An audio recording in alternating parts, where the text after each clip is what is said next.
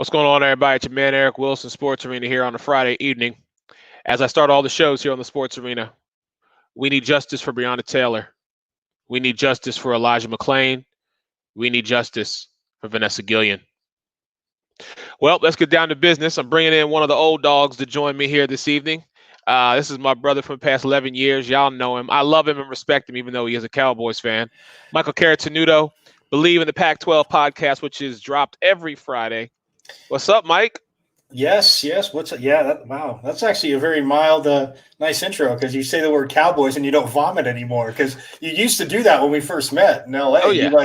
You had that little burp or that reflex like I have with the Eagles, but I still remember when me, you, and Jake were in Orlando, and I remember coming to Orlando, and I was like, all right, I'm not going to wear any Eagles gear. I'm going to be a nice guy. Haven't seen Mike in a few years. What do I see? Mike walks in the bar. Say it with your chest. Dallas. I'm like, really? Yeah. I'm like, well, the funny thing is I walked back to my room when you said you were there to change because I was like, oh, and there's no way he doesn't have an Eagles shirt on. Like it wasn't, we weren't going to ask each other, hey, what are you wearing? Right. But I was like, I know he's got an Eagles hat, an Eagles shirt, something. Speaking of that, real quick before we jump into hoops, man, I heard that Adam Schefter broke, and I looked at the Bears are naming Trubisky their starting QB. I'm in shock. I'm not even saying I don't get it. Like I think it'll be the shortest leash ever because there's no way Nick Foles is not prepared and look that bad. And I'm not saying Trubisky did because again, this is the problem real quick with not having preseason, Eric. Like I know people say, oh, it extends it for the players. Like we haven't seen anything. You can watch training camp stuff, and yeah, there's been stuff out there, and people if they're watching the NFL Network or they're watching ESPN or whatever, like. But you still, like, at least in a preseason game after the first one, at least you see, okay, like, I see what so-and-so's looking. So, again, for the Bears, like I said, I've never been a Trubisky hater. They didn't have to give San Francisco those picks because there's no way the Niners were taking them. But that being said, good for George Lynch. But, yeah, I don't understand. Like, he's been on such a short leash. He's had no accuracy. Or his accuracy has been the issue. But yeah, so either way, your boy Foles, though, who I know will always hold a special place in your heart, he'll be the starter. I say by week 3. That's just me. Wow. Well, here's the thing. I mean, we still don't know if Nick is fully healed from the injury he sustained last year in Jacksonville. And again, along those lines, you've got to give Trubisky every opportunity to either succeed or fail. And I think, like you said, short leash, but we'll see. I mean, it's going to be a very interesting season nonetheless. But let's jump into some hoops because, Mike, this is where my head scratcher, man. I have to start with this, man. So Orlando Magic jump out to game 1 and beat Milwaukee. And you actually think it's going to be something. But Milwaukee comes back and takes 4 straight. So it's like, all right, it's a gentleman's sweep, as our man Alex Fleming calls it. But now, I mean, 3-0, Miami Heat. 3-0 over the Milwaukee Bucks. And we said before we came on tonight, the fact that Milwaukee only scored 13 points in the fourth quarter. You let Bam Adebayo, Gordon Dragic, and of course, the pit bull that is Jimmy Butler just run all over you? I mean, come on, man. Well, you know what? You mentioned Jake before. I got to give him a shout because everybody, and a lot of the national media, and we all talked about this, was getting on Miami before as this restart was coming up. Because, again, we saw what they were doing before the shutdown, and they looked very solid, like a team in the East. You're talking Milwaukee, you're talking Boston, Toronto, smart people like us were talking Toronto, but still, you're talking those 3 teams like, okay, Philadelphia, I know was mentioned, it said if they can get it right. Right. But for Milwaukee, like you said, to have a 14-point lead was their biggest at one point, and then you only score 13 points in the fourth quarter. Like when you said that, I was like, and I'm looking at it like there's no way like that team with that many guys that can score at the NBA level are putting up 13 in a playoff game. The interesting thing I will say is, I mean, Jimmy Butler, chip on his shoulder or not, I know I'm not the only one. Like last week when we were talking, or the week before when we were talking, I called him a diva, not saying that he hasn't earned it. But once he got away out of Chicago and wasn't playing with Derrick Rose, he became a diva. But his talent backs it up.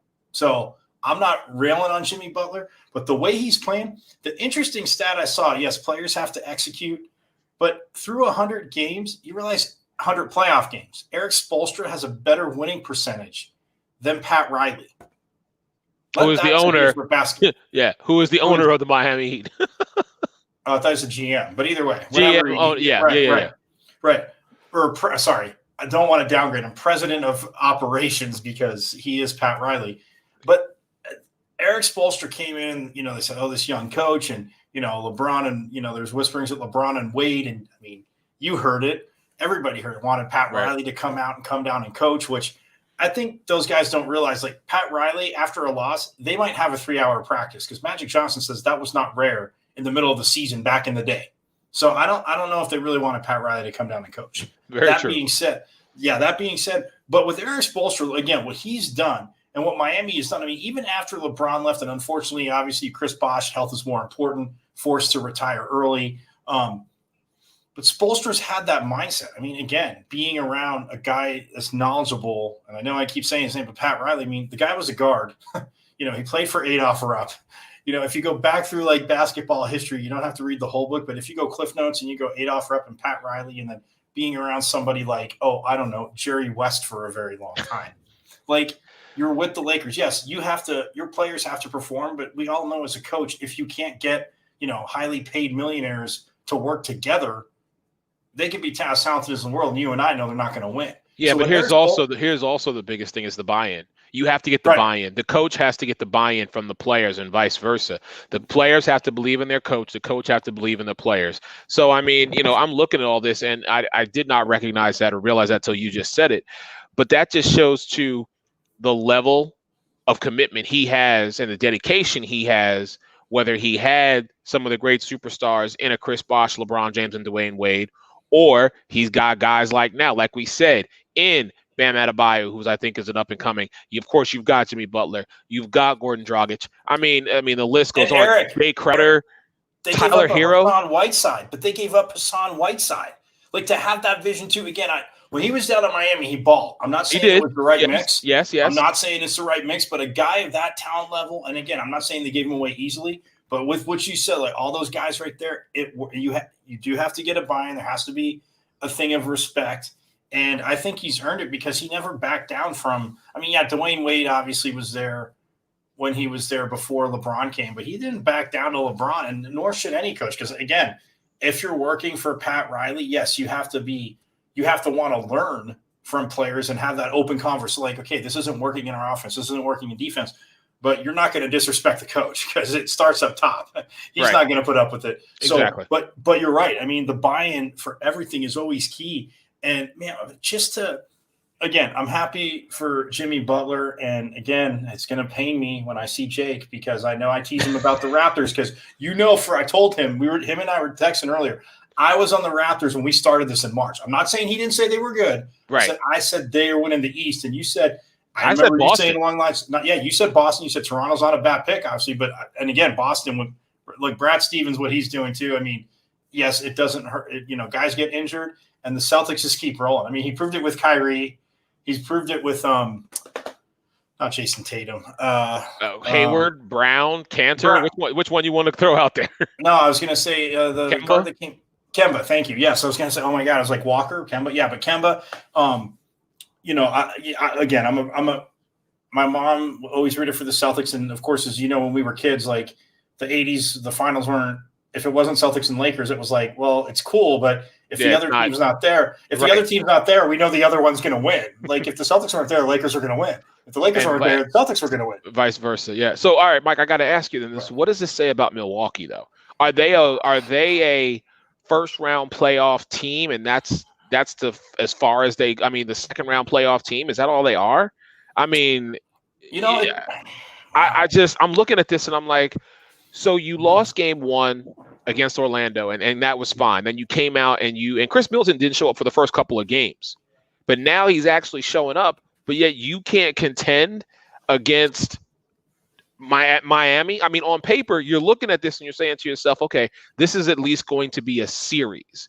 Right. I in no way was saying either team was going to sweep the other one. But the fact that Miami right now, I'm taking a seat back to myself and saying, well, damn, Miami.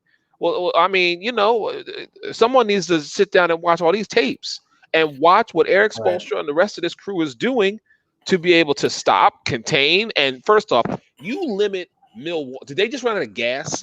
That's my question. Did they give up? Did they run out of gas? Did someone get injured? 30, it was like 30, 27, 30, and then 13. Right. I mean, if you score 25 points in that quarter, you're right there. I don't. What happened in the last 12 minutes? That's what I want to. I gotta go. I gotta go back and watch this game because the last 12 minutes, Milwaukee apparently was like, "Oh, we got this. We don't need to play. We'll just toss the ball around, be free with it." And Jimmy Butler was like, "Oh no, my team's putting up 40 on y'all." Like, right. And Bam Adebayo, you made a point there, but here's the thing. Milwaukee, again, I mean, with Giannis, yes, the Greek freak, and they've done a very solid job of at least dictating where he can go, although he pretty much doesn't seem uncomfortable in any part of the court as we've seen him play throughout, especially this season. I mean, last season and this season. That being said, to everybody's point, like in Miami, what they're saying about Jimmy Butler, but a lot of people, and again, I was late getting on with Bam Adebayo, but I saw like Hero, and you're right, then Adebayo and the way they're playing, and I'm like, and Goran Dragic, former Phoenix Sun, let's just get rid of him if he's good. That was Robert Sarver's thing. But anyway, Suns fans aren't bitter. Don't worry, Eric. But that being said, the one thing I missed, and again, it's basketball, but athletically and lengthwise, Miami matches up with them beautifully. Now, but here's the thing. Boston is a little bit longer too. Toronto, who I said is longer. So can Miami beat them? Yes. Will it be interesting matchups? Absolutely. Now, I'm going to go and say they're not sweeping the Bucks. I know I have nothing to stand on hard ground on. It's like quicksand by saying that. The Bucks have pride, but what it says to me is Kenny Smith showed one of the diagrams at halftime. It's just somebody's having the ball, and guys, they're moving, but they're not like sprinting. Not saying they have to be in a full sprint, but they're just kind of jogging over. So if you're a sagging defender, you just made I made your life easier. Yes, exactly. Yeah. Over. Yeah. So no, you're right about that. The movement didn't look good from some of what he showed. Brook Lopez was coming out and balling. I mean, they gave him the ball, and again, he's proved that he can be that solid second, high third option. And if he's a third option, he's better than a lot of third options that teams have. Very but true. At the same time, like if Giannis is not going to take over, because that's one thing and Shaq did say, if Giannis is attacking and hitting threes and going crazy, what does it do? It opens everybody else up. Like I said, Miami can rotate. They have the length. They have the athleticism. I wasn't overlooking them, but I'm just like, yeah, they play Milwaukee in the second round. I don't see it. And hey, I'll take my crow grilled and go on from there. Yeah, I know. Hey, shout out to my man, Mr. Graves from the Say What, Say It Again podcast, saying he's just as shocked as we are. The freak kept shooting jump shots. Yeah. He says, I agree. He looked uncomfortable. So something had to happen. Again, Say What, Say It Again podcast every Tuesdays, 8:30 on Facebook. Make sure you check those boys out, man. They from North Kakalaki.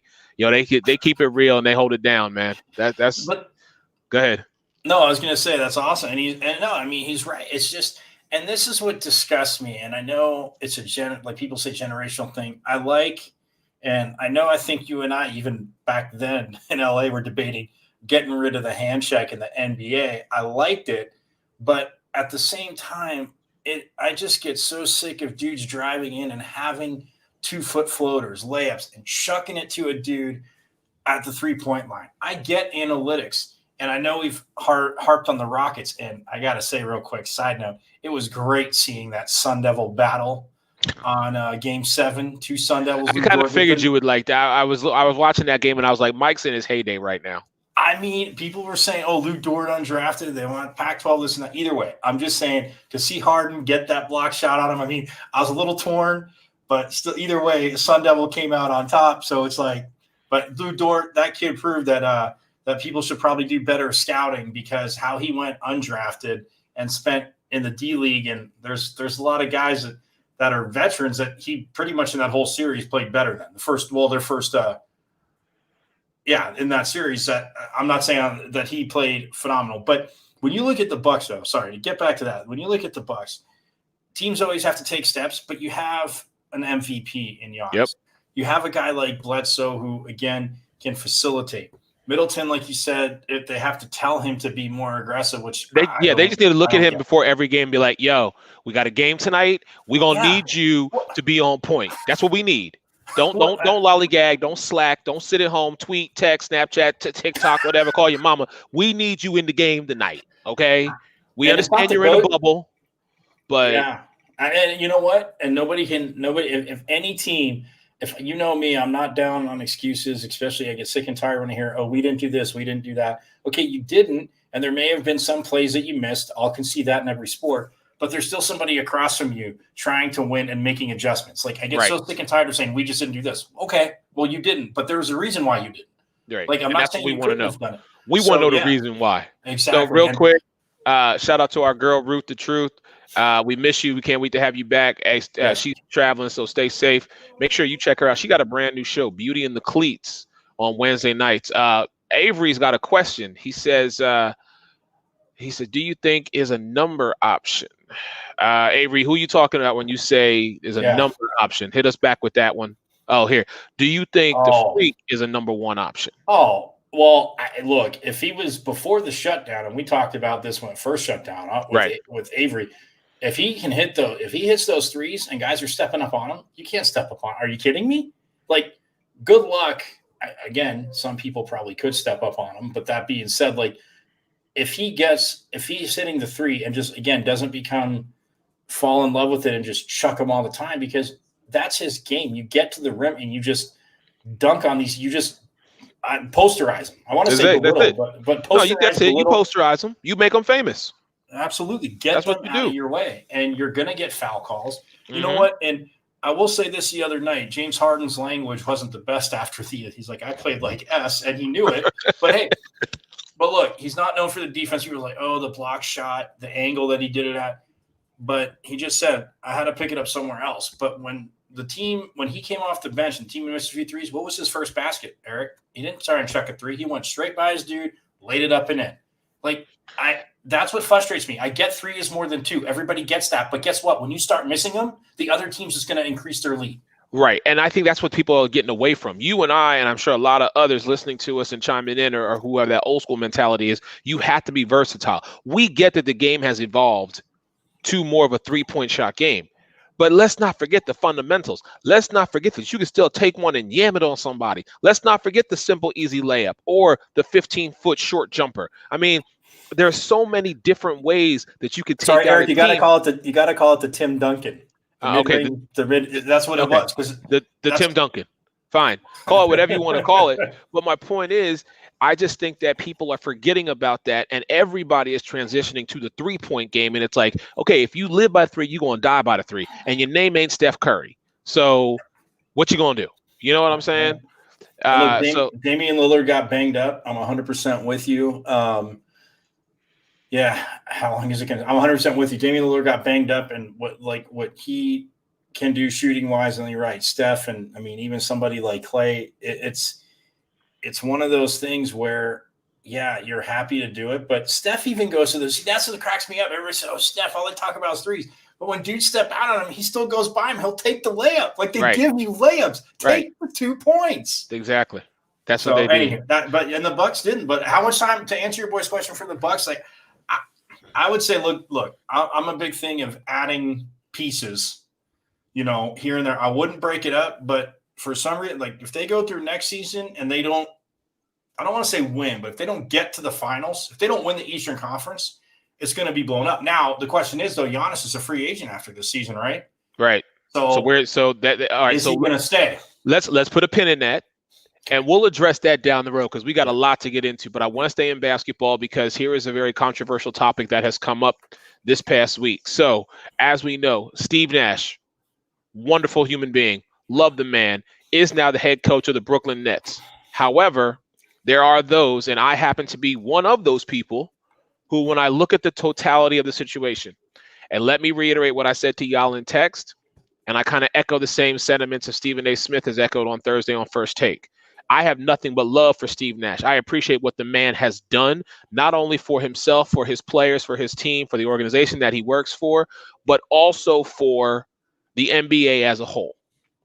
However, A man with no head coaching experience or coaching experience getting a head coaching job with an NBA team, a white guy, when you have a dozen black guys who are assistant head coaches in the league today.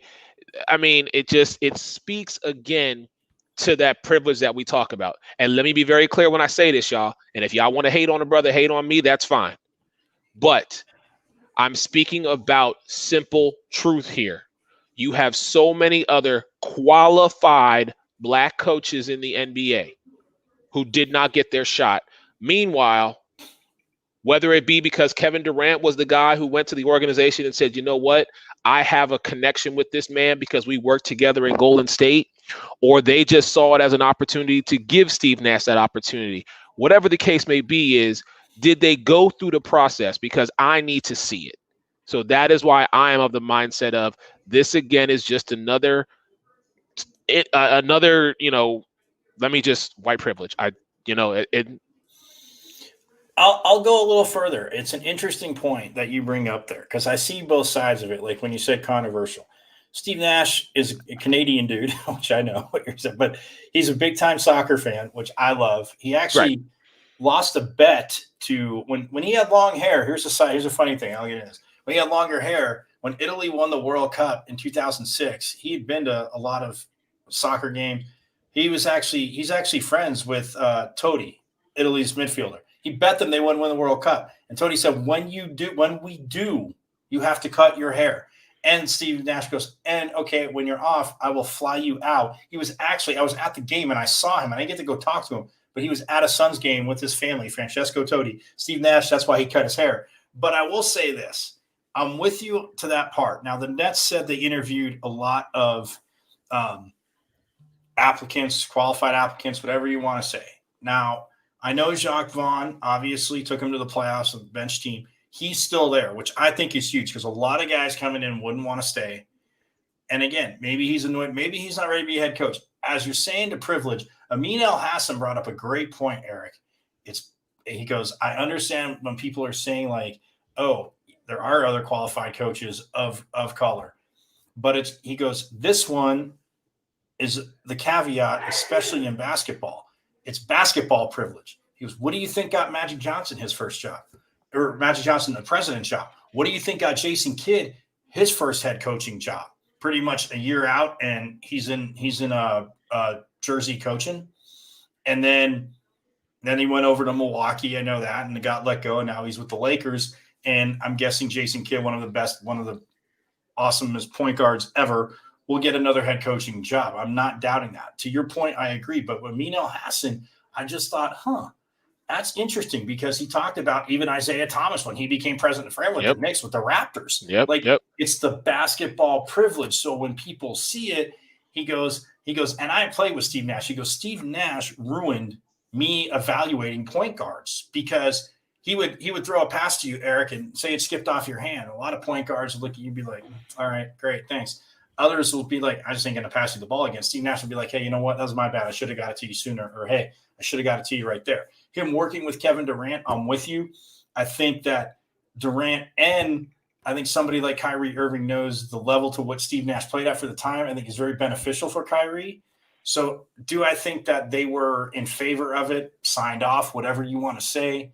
I'm with you. I see it. I think it's a solid hire having been here in Phoenix and getting to see Steve Nash. No, and I know you're not saying it's not. Absolutely. It is. Yes. Getting to see him play firsthand and actually talk to him quite a few times. Like you see him and you're like, that dude's an NBA point guard and he makes dudes look stupid. And if you saw him on the street, like, yeah, he's 6'1", 6'2"-ish. He's not short, but you're like, that guy just dribbles around people. And the one thing I love, he never, even when and you saw it, I mean, I know you saw it, he never, from a player standpoint, he would go into the lane sometimes or baseline and a lot of guards pick it up and like want to force a pass. If he was forced, he just kept dribbling through him. Like he never picked. It's just the feel he had for the game. I get that side of it. Look, I hope he does well. My thing. I'm glad Jacques Vaughn stayed. Right. And I know he's going to do well. Listen, you've got, once you get a healthy Kevin Durant, arguably the second or third best player in the entire NBA, and you've got Kyrie Irving, plus you've got that entire cast working. We know Brooklyn is going to be a playoff team. Oh, yeah. It's just in that moment, and you know what? This is why I love having these conversations with people like you and with Jake and even with Ruth, because y'all let me see it through a different lens. I never once went the basketball angle, and you're absolutely right. So thank you for that. You know what I'm saying? Our girl Ruth chiming in saying they should have got Ty Lue, but thank you for educating me and helping me see that, because all I had to do was open my eyes up and be like, yo, you're right. This brother played in the NBA. He knows the game. MVP. Yeah, he's been to an NBA Finals. So, I mean, it was probably that probably stood out, not to mention the fact that he worked with KD. So, and for Suns fans, it's a BS suspension from the late great David Stern, may he rest in peace. But when Robert Horry slammed him and Robert Horry got suspended, and Amari Stoudemire and I think Boris Diaw had stepped up off the bench to look, and Amari Stoudemire was actually coming to check in. They get suspended, but earlier in the game, and everybody saw the video, when the Spurs stepped on the court and 3 or 4 players were 2-3 feet on the court, no suspension for them for a questionable foul. So that kind of ripped a shot. I'm not saying that they would have beat him, but I mean, look, those Suns teams, even with D'Antoni, with the defense being, sometimes suspect getting stops, they pushed the Spurs, and that's one thing after that. But yeah, look, working with Durant and what's another thing he did too? And again, I see what you're saying. There's a lot of coaches doing it. I mean, Jason Kidd is still coaching in the playoffs. So if you wanted to at least talk to him, not even saying talk to him, like give him a serious thought, like you didn't have to hire right now. So from your side, I totally get that. But to me, like I said, from the beginning, it comes down to qualified. Yes, he's never been a head coach. How do you get experience? Okay, assistant coach. He went the route of being a player consultant with the Warriors, seeing what Steve Kerr did, another point guard. And yes, but Steve Nash had that ability and worked with players. Again, to me, it just always comes down to qualified. Like I've always said, like, you can't, if you don't get invited to the interview, that's the wrong thing, because how do you become better at an interview or qualified if you don't get the chance? And that's again, the overlying point of what you're talking about is about. But from a qualification standpoint, yeah, what you did as a player. And again, Magic Johnson coached and was brutal. And then he went into president and look, I love Magic Johnson. I've actually got to talk to him a few times. But again, that's why I respect, and I know we always go back and forth about Michael Jordan, but to this, some players can't coach because the standard he had, and if he explained something and they didn't do it, like Michael Jordan would just lose his mind. I mean, we got that from – you knew it before The Last Dance, but you really got that from The Last Dance. So at least he knew it, and he went into the ownership side. I'm sure teams probably try to get him – oh, I'm sure they did. Or come in or whatever.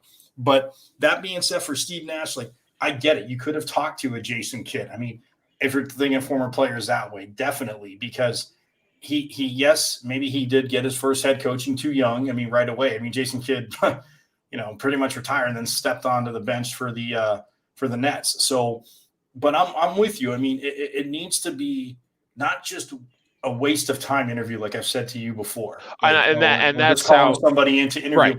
But they are like, and a great example is Patrick Ewing, head coach of Georgetown. Oh, don't even get me started on that. But that's what Dan Patrick had him on, and even Charles Barkley said, like, I don't understand. But Dan Patrick had an interesting point. There was a study back in the day, and it said, so if we all walked into a room, right, and we didn't know, men, women, we didn't know each other, and then somebody comes up and you're like broken off, say, into groups.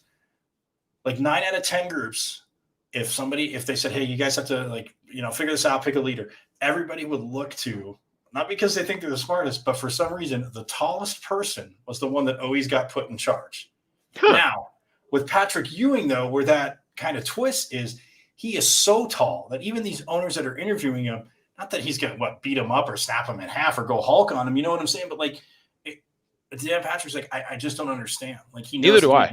That has been the one. Say it too. Like, the man has been an assistant coach. He's learned from a lot of people. He was dominant down low. So what? The game is changing to 3-pointers. You still have big men. You can't work. Like, he couldn't work with that. Like, he knows the game. Now, I will say this in comparison with Steve Nash. We're talking about Pat Riley earlier. To me, in basketball, point guards do make the best or guards in general, but point guards especially make the best head coaches due to the fact that we always hear that old cliche that the coach is extension on the court, right arm. Yep. A truly good one, a truly great one. I wouldn't say good, great one is that person, because they're setting the offense up. They know how the big man has to come up and set the screen on the pick and roll. They know, where it needs to be, or like when you need to speed up, when you need to maybe slow down so the backside play can develop.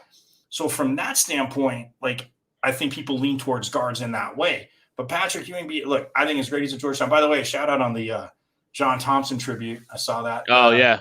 Thank you. I actually got to. I interviewed him once. Really? And yeah, it was brief because it was during Final Four, and he was down in Tucson.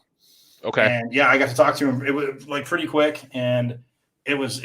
I mean, that deep voice. Like, I would have loved to have. I mean, not that I was ever believed in playing defense. That's why my basketball career. And I mean, I was like, man, just give me the ball. I'll shoot, and I'll bury shots. I'll hit layups. But my theory is all about help side defense, and that's what happens in the NBA anyway. So anyway, but John Thompson was awesome. But yeah, shout out to him. He will be missed, obviously. I mean, two greats. Lute Olson obviously passed away too at 85. And I mean, all right, Mike, hold that thought. I got to pay some bills. We'll come back. We'll talk more. We're going to talk about some NFL. You're listening to the Sports Arena. You're watching. Excuse me, not listening. I'm so used to being on the radio. You're watching the Sports Arena. My man, Michael Caratanudo, Believe in the Pac-12 podcast, and your man, Eric Wilson. Be right back.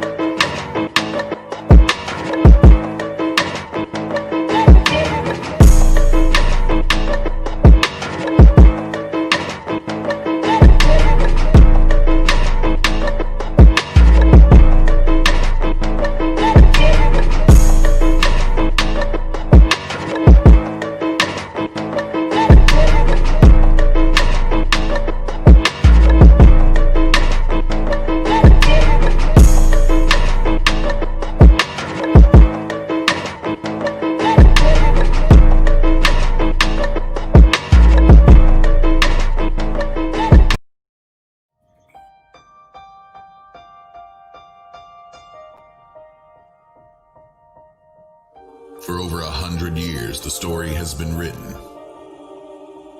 ever-changing and growing with each new chapter. The soul remains, though the characters change. Bigger, faster, stronger, smarter.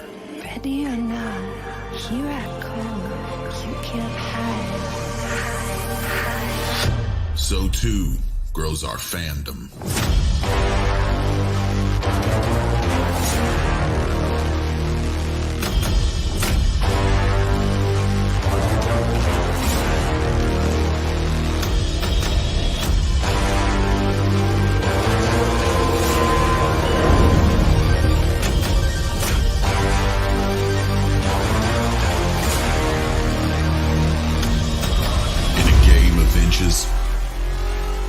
Start miles ahead.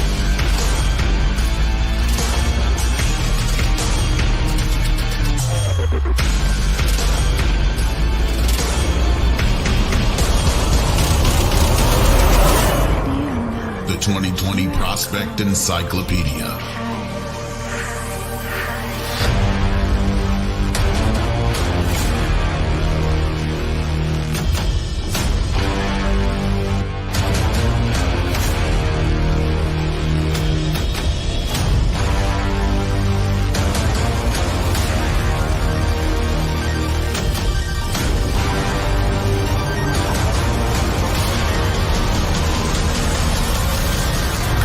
September. Available on Amazon.com, BarnesandNoble.com, and Blitzalytics.com.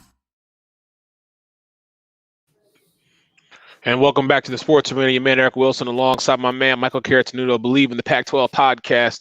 If you guys don't have your Blitzalytics encyclopedia, you guys are truly missing out. Let me just go ahead and say that. And again, a big thank you to Jake, to Preacher Boy Rob, to Cody, and of course my man Rob, who does all of my graphics here for the Sports Arena and then some. Make sure you check those boys out. They are the truth, real deal. Had the pleasure of working with them over the last 3-4 years. Man, everything they do is top notch. It's first class from start to finish. So, Mike, since it is football season, I definitely want to get into it with you, brother, because can you believe it? The season starts on Thursday. I mean, a week from 6 days. We are 6 days away from opening night kickoff with the NFL. I'm in shock. I really am. I did not think this day would come. I'm so happy that it's right around the corner. As my wife always knows and says to me, she's very thankful when my Philadelphia Eagles win because she gets to sleep a lot better. I will say this. I will have to be much more tame this year because her and I are both working on projects outside of our normal day-to-day. So all I just hope and pray, as always, is that we beat the Cowboys and I'll be good. I'm just saying. As long as we get, it's all right to have goals and dreams. It's all right to have goals and dreams. But speaking of goals and dreams, 35-year-old Adrian Peterson released by the Washington football team. What in the world is going on there? Like, are they just truly rebranding and rebuilding this whole entire organization from the top down? What's up with that? I mean, I guess so. I know he's going into the Hall of Fame. We know that. As for Washington, I mean, it's one of those things where I guess it's, Ron Rivera comes in and you see the advantage of maybe having him there. But, is he going to get carries? And again, he's not the type that sits there and says, oh, I need 30 carries a game. I mean, he's obviously not the same back, but man, 35 years old, that guy's been a freak of nature since he's been in the league. I mean, he said it caught him by surprise. He thought he was having a strong camp. And he said it was showing up on film, number one reps all the way till this week. That's the shocking thing about it. But, I mean, man, he is – my thing is this. You have Darius Geis who got in trouble.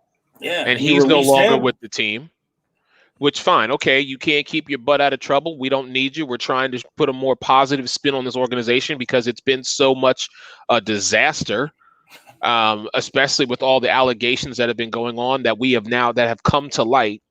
And then you let a veteran back and AP go. Now, yeah, to what you say, to your point, AP is not AP when he was in Minnesota, but he's still a productive guy, and he was proven to be the guy that has beat the odds when it comes to the length of a running back's career. But now you've got Peyton Barber and J.D. McKissick. Really? That's who you got running the ball now? And if you're going to release him, I mean, look, I'm not the biggest fan of Leonard Fournette, but you could have went young too and went after Fournette. But you look at what he did. I mean, 1,042 yards in 2018, 898 2019. Okay, but he led Washington both seasons. Still averaged 4.3 yards per carry. And the dude had 7 touchdowns in 2018, 5 in 2019. I mean, come on. Right. And he had earning more 20-yard rushes, 6 than big names like Todd Gurley, Aaron Jones, and Alvin Kamara, and Ezekiel Elliott. And Ron Rivera spoke, of his leadership, and he is a leader. But the thing that really goes back, and people say, oh, drafts, and your team was drafting here, what could have been. But this wasn't even so much of what could have been, is just the irresponsibility and the train wreck that used to be the Arizona Cardinals. Adrian Peterson sitting there at number 4. They need a left tackle. Oh, they take what? Levi Brown sorry, I'm not ripping on Penn State, but you don't pass on the best player in football, college football, with the number 4 left tackle. No, I understand. I get you. Now, how crazy is that? Because in the next year, so you would have been drafted on the same spot. The next year, then you get Larry Fitzgerald after you have an Anquan Bolden, who Larry Fitzgerald still says taught him a lot, especially about toughness. Anyone that ever saw Q play, that dude was awesome. Oh yeah, hands down. But you have Adrian Peterson, Fitzgerald, and Bolden, and you're the Cardinals. And then didn't you also have Kurt Warner kind of slide in there at some point too? And Kurt Warner, that's what I was going to say to you. I was about to ask you. You know who that quarterback was? Yeah, Kurt Warner. The Steelers would have been demolished in the Super Bowl. Oh my God, yes. That would have been over before it got started. Yes, but that being said, they take Levi Brown, who's gone after I think 3 years, maybe. Adrian Peterson obviously almost breaks Eric Dickerson's single season rushing record, going over 2,000 yards, but still, I think there definitely is a market for him. I mean, I don't see why not. I know I heard some ramblings today on Twitter and heard Keyshawn Johnson saying he should just start the next point of his life. Look, if the dude still wants to play, and you're telling me as a second back, I mean, look, I know teams cap space, and we'll see what happens because cut day obviously is tomorrow by 3 p.m. Eastern. They got to be down to 53, so guys are going to be gone. There's definitely teams that are going to be interested, but man, even if you bring him in, it doesn't have to be an every down back, but first down, second down, you can mix it up depending on who you have. Right. I mean, does this not scream, because Cam Newton was named the starter, as much as I can't stand him, I think, if Tom Brady's there, but does this not scream like, oh, he's going to end up in New England? My first thought when I saw this happen was, okay, you know what? I'm sure we can make some cap room. Hey, Philly, go get him. That's what I thought. You put him, Cowboys, Boston Scott, and Miles Sanders together, boy, I'll be happy with that. Well, that's why I was hoping the Cowboys would get him, just so I could be like, oh, Zeke gets expelled by a Hall of Famer. Okay. Okay. Yeah. I mean, that's not a bad look. Not a bad look at all. But it's the business. I just don't understand. Like you said, I mean, Geis, that was his own fault. And I mean, they obviously, these teams get information in real time, when it comes to cases like that. It's not going to court. So it's going to look to be pretty bad, I'm guessing, for Darius Geis. It's looking bad for the whole Washington football team. Touché, but I'm just saying from that running back standpoint, and for him, like they had to separate. So yes, absolutely. But for Adrian Peterson, like I said, it'd be funny if, as much as I wouldn't want you guys to, but if the Cowboys, Giants, or Eagles signed him and just shoved it down Washington's throat with them. Oh my God. Although, I will say this, I am very happy because nobody should have to end their career like that. Alex Smith is going to be on the 53. I know they named Haskins a starter, but look, I love Alex Smith anyway. Just the way he plays, the dude does not turn the ball over. Yes. And a lot of I'm not just saying it's James, but a lot of quarterbacks don't. And he got ripped on for maybe not throwing deep balls until certain players came to Kansas City. But funny, he won divisions and he took him to the playoffs and he didn't turn the ball over.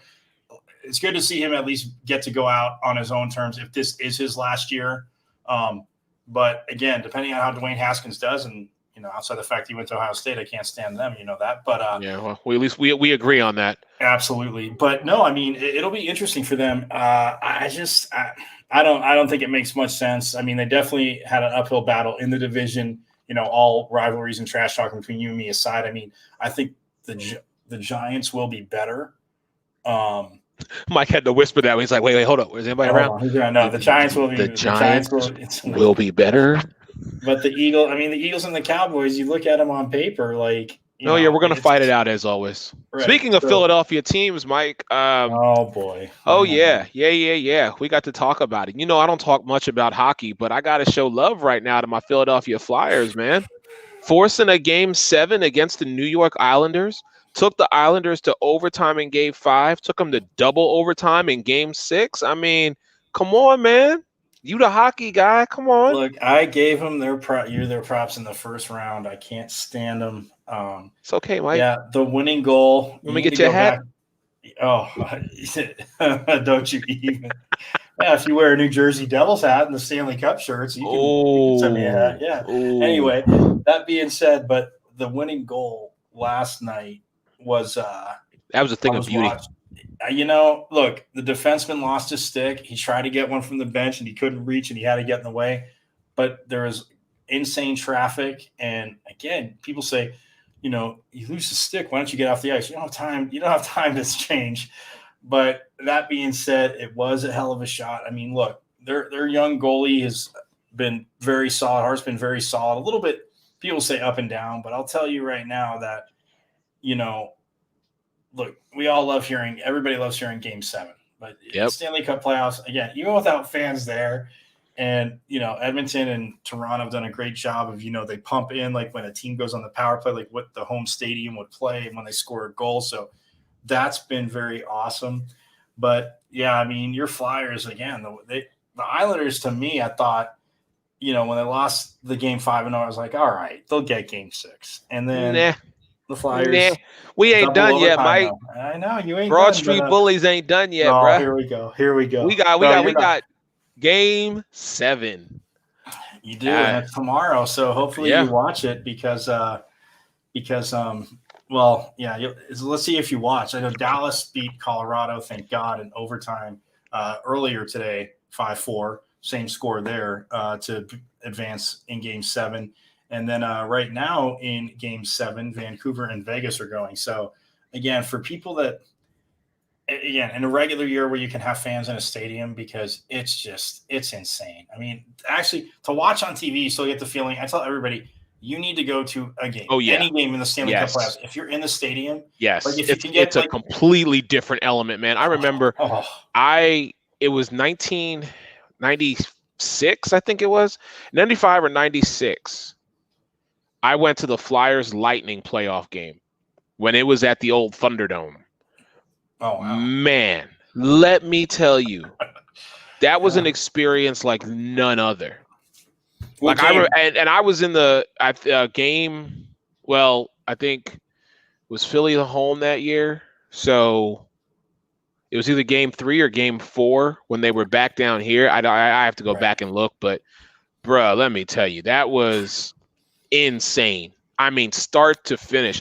I remember I was walking on the roundabout or whatever it is, and there was a camera person out there filming a bunch of Lightning people as the game was getting ready to start back up. And I had my Flyers. I jumped right in front of everybody on TV. Man, I had my 15 seconds right there. I was like, I don't even care, man. That was amazing. But yeah, Game 7, I'm excited to see what happens between these two teams. And I honestly, as much as I want my Flyers to win, because this has been such a great series, I'm going to give credit either way. My heart is truly with Philly, but I will respect if the Islanders are able to pull it out. But, man, whoever wins, they better get some rest real quick, because that next group's going to hand them their ass. But we'll see what happens. So before we get out of here, Mike, one last thing I definitely want to talk to you about, because this is right in your backyard, in your wheelhouse. It is the fact that Larry Scott has confirmed that the Pac-12 basketball might actually agree to an earlier start. So something that we did not think was going to happen might actually take place. Yeah, I know he spoke. It was on Dan Patrick's show today, but he released it yesterday. They partnered. The Pac-12 as a conference partnered with a company.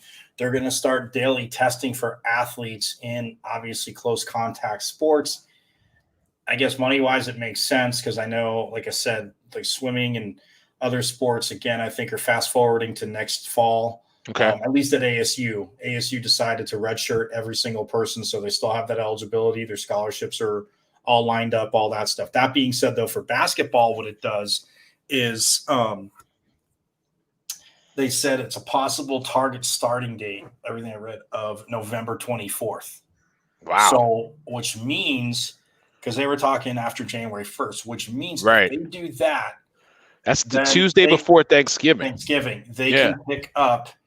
A lot of them can start with those maybe some tournaments that we're going to play in, but you'll still get some out of conference games.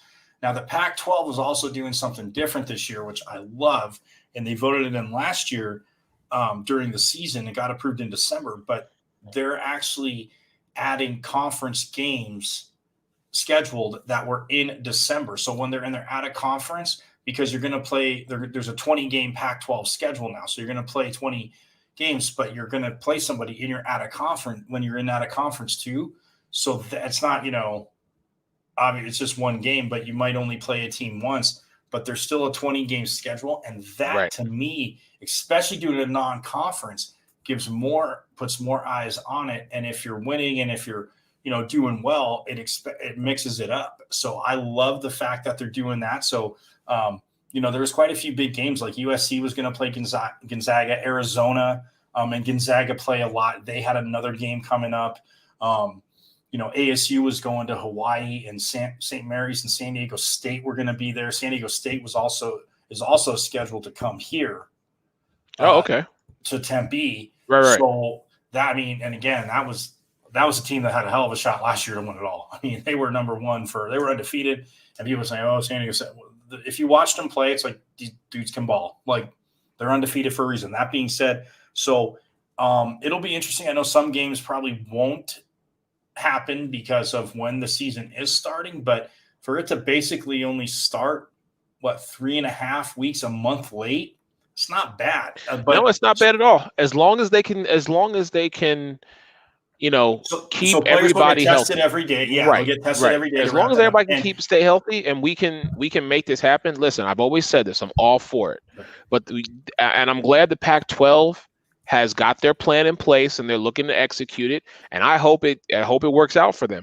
We just need to see it evolve amongst all these sports teams because that's what we all want. That's what we're all hoping for.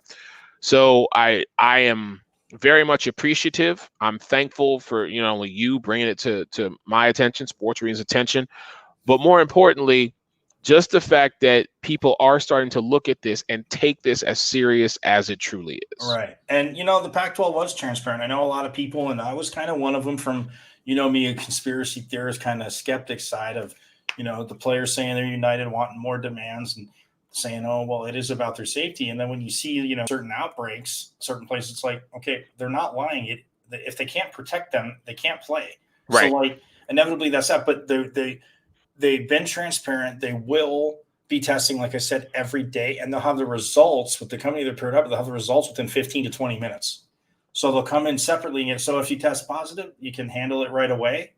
Quarantine, this and that. And like I said to you in the beginning, it's tough as a college student. Like, if I was in college with you, we're hanging out. It's tough not to if we're in the dorms, walk down to your room, or if we live in an apartment, if we live together, it's different. We'd be quarantined, but I'm just saying, if we're roommates, but or if not, walk down the walkway. I get it. It sucks. But until there is, treated obviously something that can treat it, not even even before you get to a vaccination, some kind of medicine for it, you have to be responsible. And the Pac-12, again, it was frustrating when we heard no football and 3 other conferences were like, we're playing, or 4, because I know some smaller ones down south are playing too, but it's out of the Power 5, 3 of them are like, no, we're going to play. You know what? Like I said, I don't want anyone to get sick or hurt, obviously, as you know. But of course, if it's transparent and it's done responsibly, that's fine. It's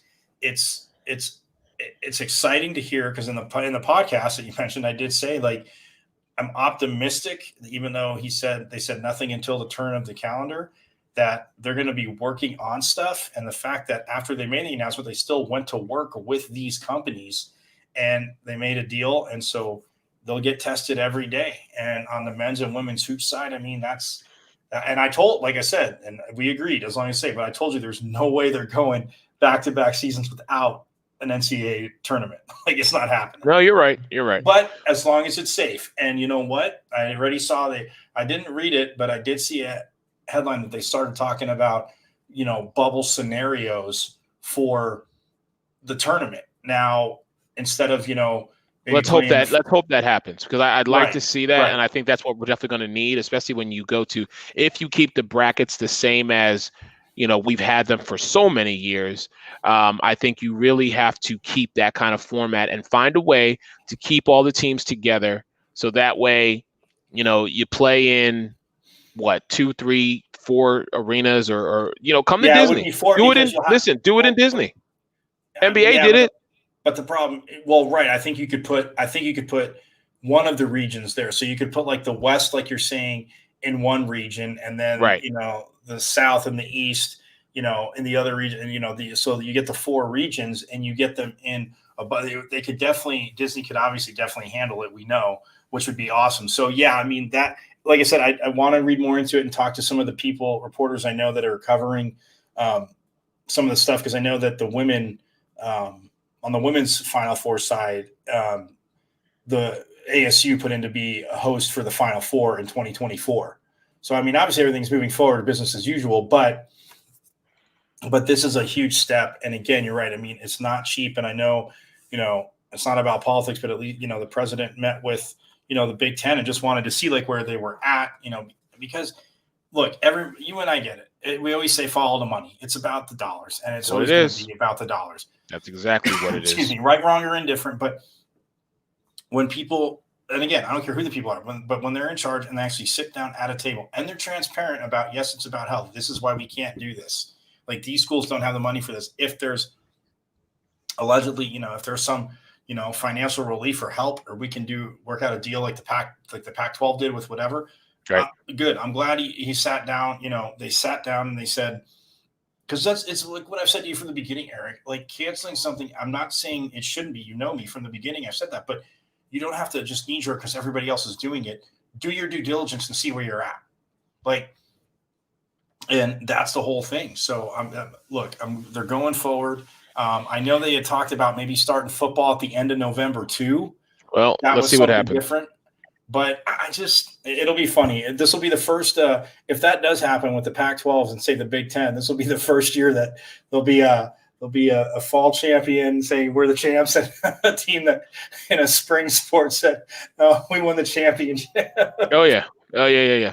This has been great, ladies and gentlemen. The Sports Arena with your man Eric Wilson, alongside Believe in the Pac-12, Mr. Michael Caratunuto, out there in Arizona. Everyone have a great Friday night, man. We really appreciate it. Thanks for chiming in and tuning in. We'll see you guys next time. See ya.